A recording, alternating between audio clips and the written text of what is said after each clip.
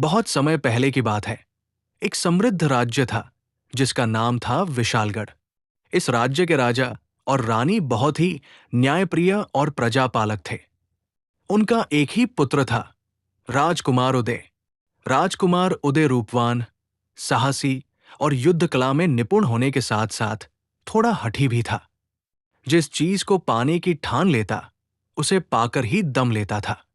एक दिन राजकुमार उदय अपने सैनिकों के साथ शिकार पर निकले। शिकार करते करते वो और उसके साथी जंगल में काफी दूर निकल आए। राजकुमार घोड़ा दौड़ाते हुए सबसे आगे निकल गए। दोपहर का समय था और उन्हें तेज प्यास लगी। वो पानी की तलाश में एक छोटे से गांव के पास पहुंचे जो नदी किनारे बसा था। वहां उन्होंने एक ऊंचे टीले पर बने एक साधारण से मकान पर एक अति सुंदर लड़की को अपने लंबे काले बाल सुखाते हुए देखा। उसका चेहरा चांद की तरह चमक रहा था। राजकुमार उदय उसे देखते ही मंत्रमुग्ध हो गए। उन्होंने अपने जीवन में इतनी खूबसूरत लड़की पहले कभी नहीं देखी थी। जैसे ही लड़की की नजर राजकुमार पर पड़ी, उसने झट से अपने दुपट्टे से खुद को ढका और नीचे उतर गई। महाराज ने धोबी से कहा कि राजकुमार उदय तुम्हारी बेटी से विवाह करना चाहते हैं। धोबी बहुत डर गया।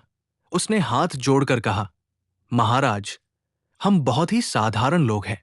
हमारी बेटी एक धोबिन है और राजकुमार, वो पूरे राज्य के युवराज है। ये विवाह कैसे संभव है? लोग बातें बनाएंगे। राजकुमार ने बीच में हस्तक्षेप करते हुए कहा, हमें लोकलाज की कोई चिंता नहीं है। हमें कमला से ही विवाह करना है। धोबी ने डरते डरते कहा, महाराज, मैं अपनी बेटी से पूछकर बताता हूं। जब धोबी ने घर पहुंचकर कमला को सारी बात बताई, तो कमला ने शांत होकर जवाब दिया, पिताजी, मैं राजकुमार से विवाह करने को तैयार हूं, लेकिन मेरी 4 शर्तें हैं। अगर राजकुमार उन्हें मानने को तैयार हो, तो ही मैं बारात लेकर आने को कहूंगी। धोबी ने डरते डरते राजकुमार को ये बात बताई। राजकुमार को पहले तो गुस्सा आया कि एक मामूली धोबिन की बेटी उससे शर्त रखेगी, लेकिन उसका दिल कमला के प्रेम में इतना डूबा था कि उसने कहा, ठीक है, हम तुम्हारी शर्तें सुनने को तैयार हैं। राजकुमार तुरंत धोबी के साथ उसके घर गया। कमला ने पर्दे के पीछे से अपनी शर्तें बताईं। पहली शर्त, विवाह के बाद जब तक मैं खुद अपना घूंघट न हटाऊं, तब तक राजकुमार मेरा चेहरा नहीं देखेंगे। दूसरी शर्त, महल में मेरे साथ एक दासी जाएगी जो मेरी हर बात मानेगी और राजकुमार उस दासी पर कभी कोई प्रश्न नहीं करेंगे। तीसरी शर्त, शादी के बाद मुझे 6 महीने के लिए महल से दूर उत्तर दिशा में एक निर्जन स्थान पर रहना होगा और राजकुमार मेरे साथ रहेंगे। इन 6 महीनों के दौरान राजकुमार केवल साधु की तरह साधारण जीवन जिएंगे। न कोई राजसी वस्त्र पहनेंगे, न कोई राजकार्य करेंगे। चौथी शर्त, 6 महीने बाद जब हम महल लौटेंगे, तो राजकुमार मुझे अपने राज्य की पटरानी के रूप में स्वीकार करेंगे और मुझे किसी भी तरह का राजसी या सामाजिक अपमान नहीं सहना पड़ेगा। राजकुमार ने ये कठिन शर्तें सुनी। उन्हें तीसरी शर्त सबसे अजीब लगी, लेकिन कमला के प्रेम में वो इतना डूब चुके थे कि उन्होंने बिना सोचे समझे चारों शर्तें मान ली। अगले ही दिन राजकुमार कुछ खास दोस्तों के साथ साधारण तरीके से बारात लेकर धोबी के घर पहुंचे। विवाह साधारण रीति से संपन्न हुआ। कमला ने एक साधारण साड़ी पहनी थी और उसका घूंघट इतना गहरा था कि चेहरा पूरी तरह से छिपा हुआ था। विवाह के बाद दुल्हन को पालकी में बिठाकर राजकुमार अपने महल ले आए। राजा रानी इस विवाह में शामिल नहीं हुए थे, इसलिए महल में कोई उत्सव नहीं था। केवल एक विश्वासपात्र दासी दुल्हन के स्वागत के लिए खड़ी थी, जिसने दुल्हन को स्वीकार किया। कमला ने अपनी पहली शर्त पूरी करने को कहा, राजकुमार, अब मैं आपकी पत्नी हूं, लेकिन मेरी पहली शर्त याद रखें, आप मेरा चेहरा तब तक नहीं देखेंगे जब तक मैं खुद न हटाऊं। राजकुमार ने यह शर्त स्वीकार की और अगले ही दिन उन्होंने अपनी तीसरी शर्त पूरी करने का निर्णय लिया। कमला, राजकुमार और उसकी दासी तीनों उत्तर दिशा के निर्जन स्थान की ओर निकल पड़े। यह स्थान एक घने जंगल के बीच एक प्राचीन गुफा के पास था। राजकुमार ने सभी राजसी वस्त्र त्याग दिए, साधु के वस्त्र पहने और साधु जैसा जीवन जीना शुरू कर दिया। कमला और दासी गुफा में रहती थी और राजकुमार गुफा के बाहर एक छोटी सी झोंपड़ी में रहते थे। राजकुमार हर सुबह जंगल जाते, फल फूल तोड़कर लाते, नदी से पानी भरकर लाते और गुफा के पास की जगह को साफ करते। वो एक सच्चे सेवक की तरह 6 महीने तक बिना किसी शिकायत के कमला और उसकी दासी की सेवा करते रहे।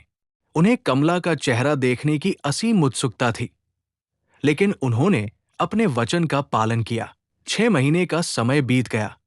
राजकुमार का शरीर साधारण श्रम से मजबूत हो गया था और उनका मन दृढ़ हो गया था।